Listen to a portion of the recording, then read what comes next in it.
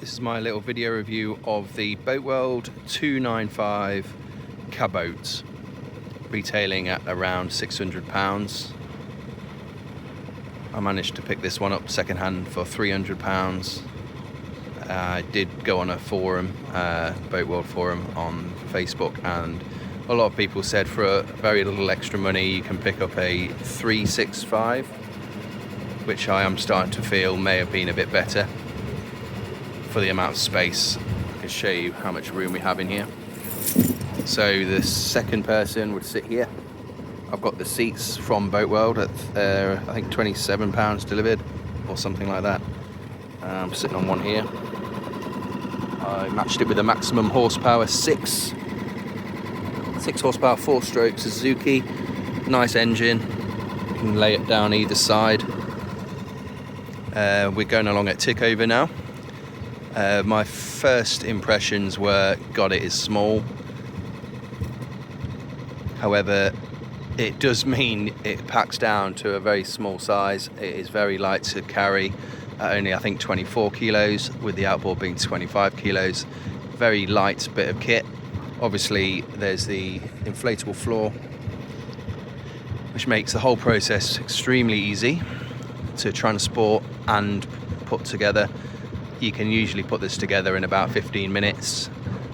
I use a couple of rechargeable USB rechargeable pumps just to get the air initially in, and then put the seats in, and then I finish with the hand pump up to the 0.25 bar recommended maximum air. So it being so small does mean you don't have a lot of room. Obviously, it's a bit like being in a Canadian canoe or an inflatable kayak. They do call these kaboats, kayak boats, so that makes sense. But it's got the safety features of having the full tubes, which is great. The oars come included, but it's really hard to row. I've not figured out a way to do that yet. I have had a go, but your knees are in the way. So I'm not sure how easily you can do that by moving the seats around.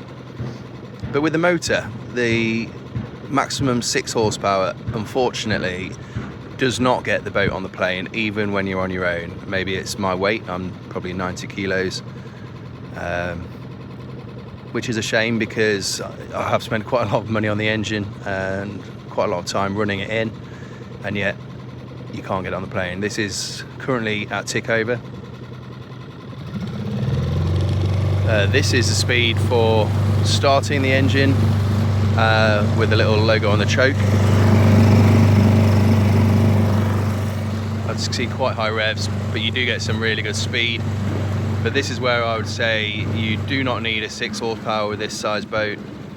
If you're not going to get on the plane, there's no major benefit. You may as well spend less money on a 2.5 or 3.5 horsepower, maybe a 4 at the most or something. But 5 or 6 is just overkill. You're not going to get the performance you want. I can't take it to that level on the canal for obvious reasons.